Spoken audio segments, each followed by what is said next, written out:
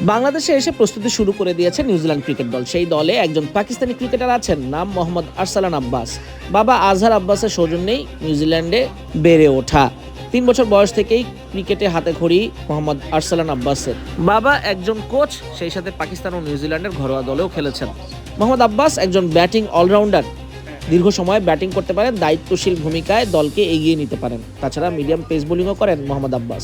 নিজ জন্মভূমি পাকিস্তানের বিপক্ষেই ইন্টারন্যাশনাল ডেবু হয় মোহাম্মদ আব্বাসের। 3 ম্যাচের ওই ওডিআই সিরিজে দারুণ নৈপুণ্য দেখান মোহাম্মদ আব্বাস। সেই ধারাতে নিউজিল্যান্ডের সাদা বলের দলে জায়গা করে নিচ্ছেন প্রতিবার। মোহাম্মদ আব্বাস বাংলাদেশ সফরের আগে শ্রীলঙ্কা এ দলের বিপক্ষেও সেঞ্চুরি হাঁকিয়ে এসেছেন। তাই বলাই যায় লিটন মিরাজদের ঘুম হারাম করতে মোহাম্মদ আব্বাসের ধারাবাহিক পারফরমেন্সই যথেষ্ট।